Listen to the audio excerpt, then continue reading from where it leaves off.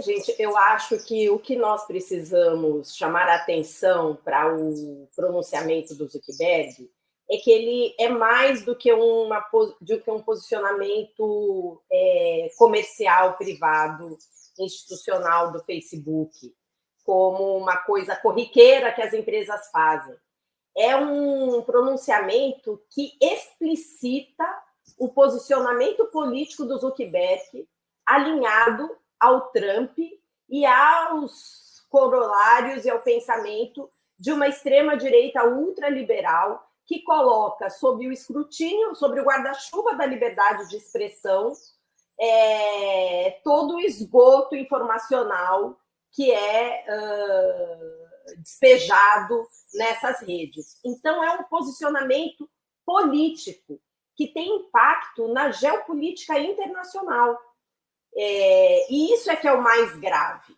Em decorrência disso, ele assume publicamente, né, que um discurso, que é o discurso de ataque ao jornalismo, de ataque aos veículos de mídia, ele vai acabar com os serviços, né, de checagem de fatos dentro dos seus produtos e vai substituir isso por notas da comunidade, notificações da comunidade, ou seja, ele abre mão de uma checagem realizada por profissionais da comunicação, que passa por apuração, que passa por um escrutínio público, porque essas checagens elas possuem argumentos que são publicados nas empresas de checagem de fatos e, portanto, elas, inclusive, são passíveis de crítica para a opacidade das notificações de uma comunidade que não é especializada, que nós não sabemos quais são as motivações para denunciar determinado tipo de conteúdo, num ambiente completamente sem transparência. E é um manifesto contra a soberania dos Estados nacionais que buscam mecanismos de regulação para ter maior agência sobre o fluxo informacional que tem contribuído para minar democracias, integridade de processos eleitorais, questões graves envolvendo saúde pública, como a gente viu durante a pandemia do Covid-19 e ainda continua vendo, né, em postagens anti-vacina ou promovendo medicamentos que não têm nenhuma comprovação científica. Ou seja, é um manifesto de alinhamento político ao Trump e à extrema-direita internacional, é um manifesto que ataca o jornalismo e as medidas de moderação, colocando a liberdade de expressão como um direito absoluto, e é um manifesto contra as soberanias nacionais que buscam regular essas plataformas. Então, eu considero que é bastante grave essa posição que o CEO da Meta manifestou hoje nesse vídeo aí bizarro que a gente acabou de assistir. Quem também se pronunciou, e eu queria sua análise, é o secretário de Políticas Digitais da Presidência da República, da SECOM, né, o João Brant. E ele vai na mesma linha que você, viu, Renata? Ele fala, olha, o anúncio feito hoje por Zuckerberg antecipa o início do governo Trump e explicita a aliança da Meta com o governo dos Estados Unidos para enfrentar a União Europeia, Brasil e outros países que buscam proteger direitos no ambiente online, que, na visão dele, são os que promovem censura. Ele considera fortíssima a declaração que se refere ao STF como corte secreta, ataca os checadores de fato, dizendo que eles mais destruíram do que construíram confiança e questiona o viés da própria equipe de Trust and Safety da Meta para fugir da lei da Califórnia. Também anuncia que vai desligar parte dos filtros que identificam violações às políticas da plataforma, especialmente sobre imigração e gênero, e reforça o conteúdo cívico nas plataformas, o que sinaliza que topa servir de plataforma à agenda de Trump. Ele também avalia que tanto o Face quanto o Instagram vão se tornar plataformas que vão dar total peso à liberdade de expressão individual e deixar de proteger outros direitos individuais e coletivos, repriorizando do discurso cívico significa um convite para o ativismo da extrema-direita.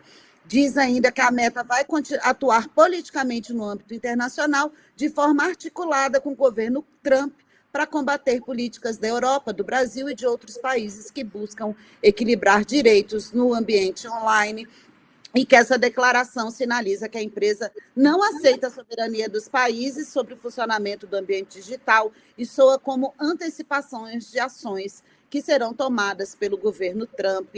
Diz também que a empresa vai asfixiar financeiramente as empresas de checagem de fatos, o que vai afetar as operações dentro e fora dessas plataformas. E só reforça a relevância das ações em curso, tanto na Europa quanto no Brasil e na Austrália, envolvendo os três poderes, e, finalmente, amplia a centralidade dos esforços de mecanismos internacionais, né, como ONU, Unesco, G20 e OCDE, para reforçar a agenda de promoção e integridade da informação.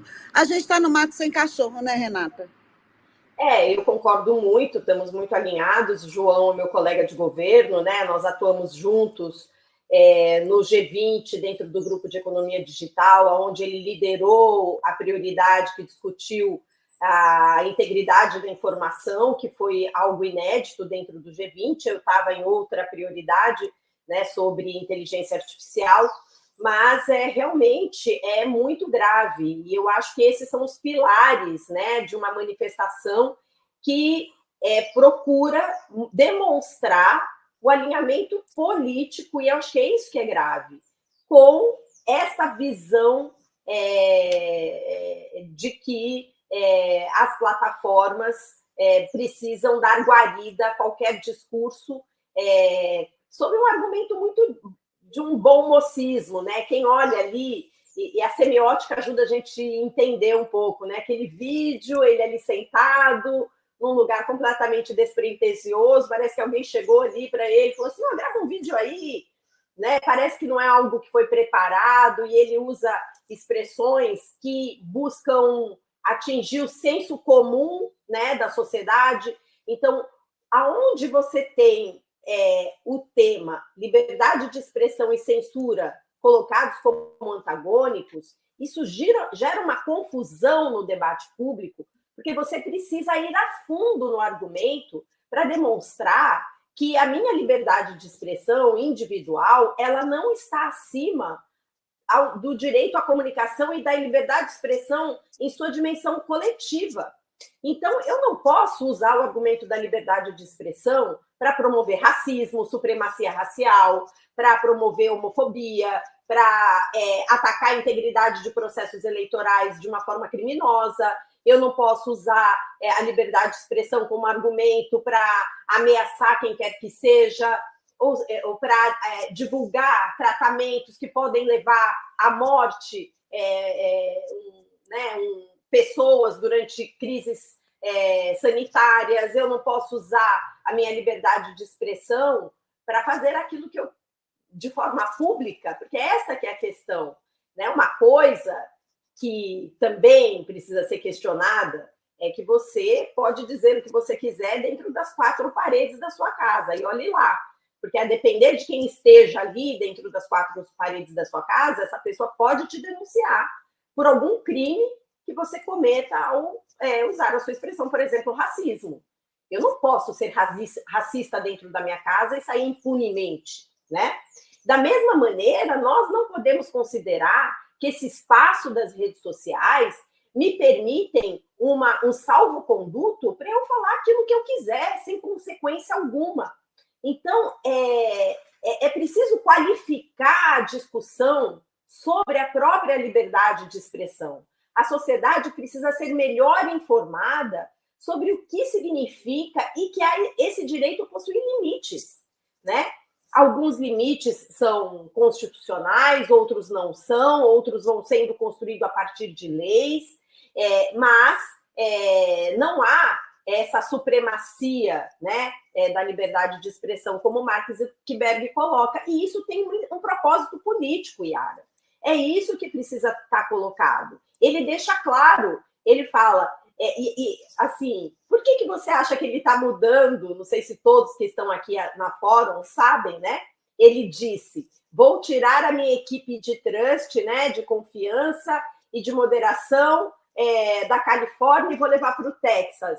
Ora, a Califórnia é governada por um governador democrata. E no Texas, o governador é um republicano, daqueles alinhadíssimos com a extrema-direita. Então, é muito explícita, né? Vamos trabalhar junto com o governo dos Estados Unidos, né? Um ódio, né? um apologismo ao próprio governo Trump e um ataque à União Europeia, à China, à América Latina, particularmente ao Brasil, porque ele não cita o Brasil, mas quando ele se refere à América Latina e ao papel das cortes, ele está falando do STF, ou seja, sobe-se um tom, Yara, é uma mudança de paradigma, porque o próprio governo democrata do Biden criou um ambiente no qual, internamente nos Estados Unidos, essas plataformas passaram a ser, de alguma forma, questionadas, ainda muito aquém, né, do necessário, dentro da visão norte-americana, mas, ok, havia ali um questionamento por parte do governo Biden. Agora, e ele deixa claro, nos últimos 4 anos, nós somos obrigados a promover a censura, né? Ou seja, ainda se coloca numa posição de vítima, né? Daqueles que estão promovendo censura, e agora ele, com o Trump, Musk e companhia, vão se colocar na linha de frente para pressionar os governos. Então, é um ataque contra as democracias. Relembremos o que aconteceu quando nós tentamos 2 vezes votar no Brasil o PL 2630, que regulava plataformas de redes sociais. Essas plataformas atuaram publicamente com um lobby pesadíssimo, pressão sobre o nosso Congresso Nacional e usando o seu poder de mercado para impedir, usando desinformação sobre o conteúdo da lei para impedir a aprovação de uma lei que as regulasse no Brasil.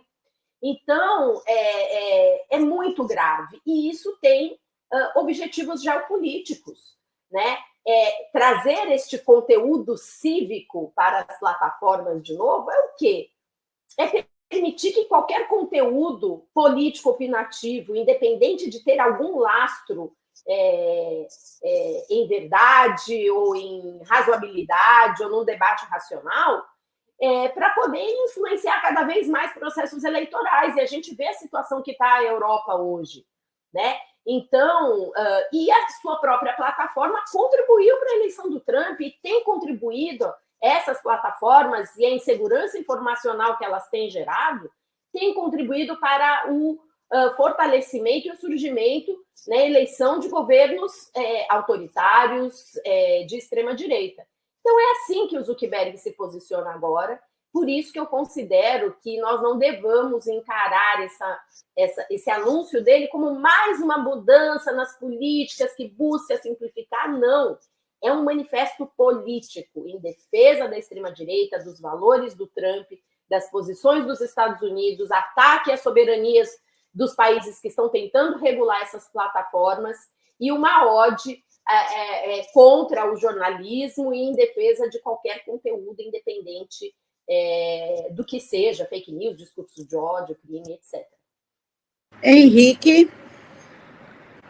Não, eu queria reforçar, né, isso que a Renata estava falando e chamar atenção para um fato que, assim, eu não me recordo em qualquer outro momento da história, pelo menos desde que eu estou no mundo ou que eu tenha tomado conhecimento por meio dos livros de história, de uma transição, na verdade, um período de governo, né, no mundo inteiro, um período histórico, na verdade, de tempo cronológico, que uma troca de comando no país mais militarmente, economicamente, politicamente poderoso do mundo, que é os Estados Unidos, eu não me recordo de um avanço tão acentuado, de cruzarem tanto a linha, né, de passarem tanto o sinal vermelho, como agora. Esse tema a gente deve falar mais para o final, para o giro, eu e a Yara, mas assim, hoje o Trump deu uma declaração, na verdade 2 declarações. Ele disse que não vê qualquer problema em utilizar força militar para dominar de volta o canal do Panamá, e para tomar a Groenlândia da Dinamarca. e que ele também não vê sentido e não vai mais discutir sobre o Canadá, porque os Estados Unidos gastam 200 bilhões de dólares por ano com segurança do Canadá e o Canadá não é parte dos Estados Unidos. Se quiser continuar tendo esse benefício, eles que se tornem um estado dos Estados Unidos, um estado norte-americano.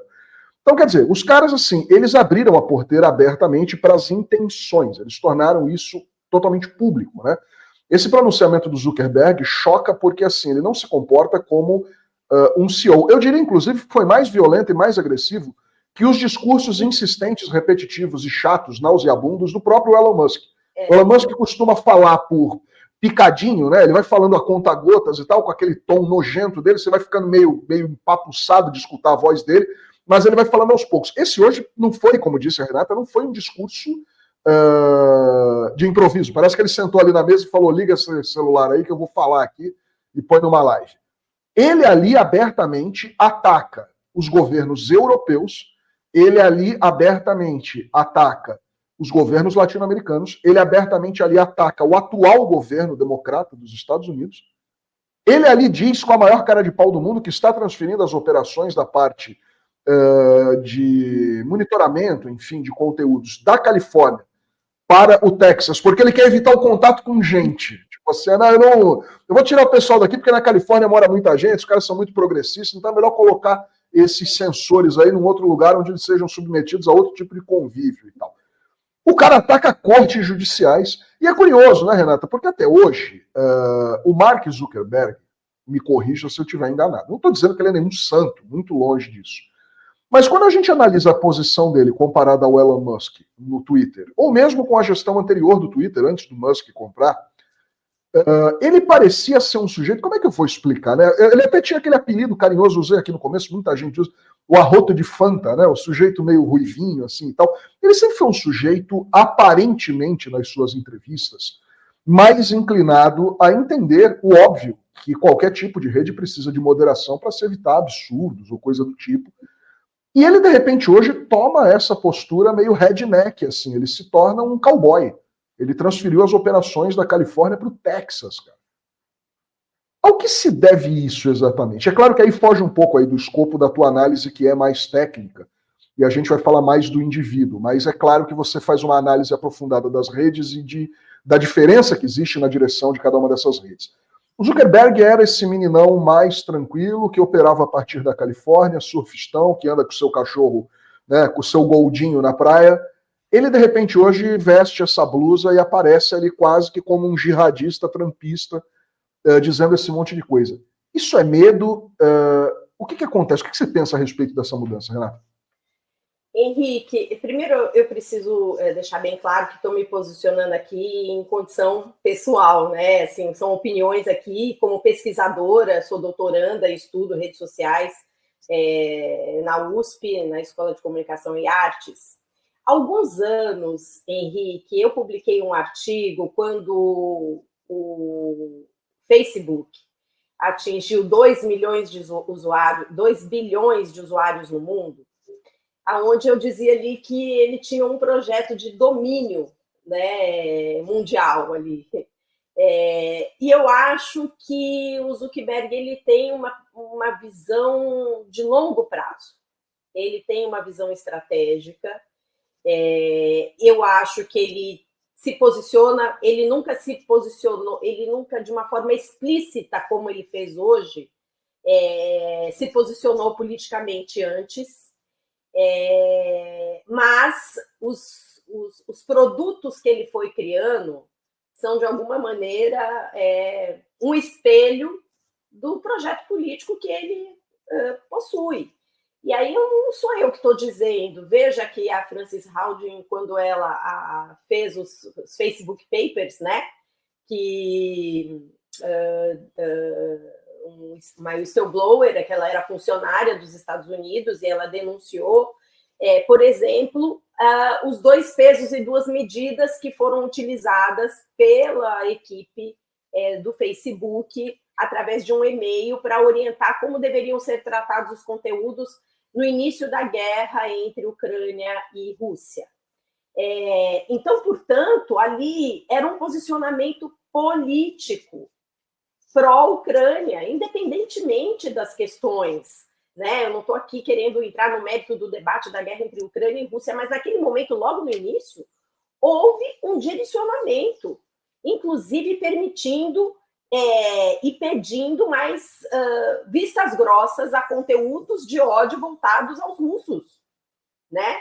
Então, isso é um posicionamento político. Quando você olha o nível de moderação, exclusão de conteúdos e páginas nos produtos da Meta pró-Palestina, você percebe também um viés político. É que o viés político dessa empresa, ele está opaco, ele não é transparente, como de muitas outras empresas de mídia. Eu diria que no Brasil a gente tem duas grandes empresas de mídia que podem retratar bem isso que você falou, da diferença do X do Musk e o Zuckerberg da Meta, que é essa coisa, uma posição política mais explícita e uma outra posição política com um verniz mais progressista, com um verniz um pouco mais democrático, com um verniz de um pouco mais de preocupação social. Eu queria dizer também que não é fácil lidar com uma empresa do tamanho da Meta. Então, por exemplo, é preciso registrar e fazer uma certa justiça, né? Não justiça, mas um registro. Que o diálogo, por exemplo, que a gente tem institucionalmente com a equipe da Meta no Brasil, é um diálogo que sempre foi muito respeitoso, sempre foi muito profícuo, não no nível que nós gostaríamos, mas, por exemplo, é um diálogo que as pessoas que representam a Meta não fogem, né? Como fugia o X, né? Quando são convidados para um debate público, quando são chamados para assinar determinados protocolos de intenções, ainda que esses protocolos não sejam aplicados ou sejam aplicados pela metade. Pelo menos do ponto de vista do relacionamento, sempre foi um relacionamento, digamos, no nível do respeito. Quando o Mark Zuckerberg, que é o CEO da empresa, aparece publicamente, atacando publicamente a soberania desses países, você começa a refletir como isso vai impactar na relação não só do Brasil, mas de outros países que possam ter relação com a representação dessas empresas, como fica a relação. Então, assim, isso dá uma reviravolta nos processos, nas relações institucionais que os países, inclusive, estabelecem com essas empresas, nos acordos de cooperação. Que tipo de confiança pode se ter a partir de agora num acordo de cooperação que se faz com o Facebook para evitar, por exemplo, desinformação no contexto de processos eleitorais, se o CEO indiretamente ataca o nosso Supremo Tribunal Federal? Então, assim, por isso que eu digo que o manifesto dele, eu não sei até que ponto, eu fico pensando aqui, eu ainda tento olhar o melhor, né? Ele calculou o impacto em cadeia que isso pode ter, né, internacionalmente, né? Então, assim, é muito grave, eu acho isso, eu acho que ele só explicitou, sabe, Henrique, uma posição que era desconfortável, mas que ele não estava em posição, digamos assim, de enfrentar, porque, de fato, coincide um pouco com o governo Biden, não porque é do governo Biden, mas é de alguns 5, 6 anos para cá, que se ampliou e aprofundou um movimento das nações soberanas para buscar regular essas empresas. Então, essa é uma coisa que aconteceu nesse último período. E ele ficou emparedado, essas empresas ficaram emparedadas com uma ação um pouco, né, do governo democrata. Agora, com o Trump 2, eles voltam a uma ofensiva, um contra-ataque, de uma maneira mais explícita, né? Com o Musk empoderado, o Trump empoderado pelo voto popular. Por isso que esses ciclos da extrema-direita, quando são reeleitos, eles voltam com mais ofensividade, porque eles já foram testados e eles voltam como, né, nos braços do povo, né? E isso é muito grave, por isso que eu considero que essa manifestação dele hoje ela é um divisor de águas que deve nos deixar bastante atentos sobre os desdobramentos e seus impactos internacionais.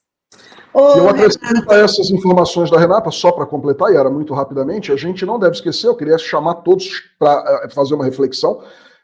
De uma semana para cá, 2 semanas, na verdade, o Elon Musk vem atacando frontalmente o governo alemão do primeiro-ministro Olaf Scholz, que está em dissolução, e vem atacando frontalmente, criando distúrbios contra o governo do primeiro-ministro britânico Keir Starmer.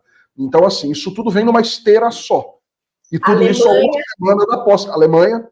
A Alemanha é um dos primeiros países a aprovar uma legislação para regular conteúdo em plataformas de rede social, e a Inglaterra também, recentemente, aprovou uma lei, independente da lei ser boa, ruim, ter problemas, toda lei tem problemas, mas, ou seja, 2 países que buscaram enfrentar a questão de regulação de plataformas, então não é à toa.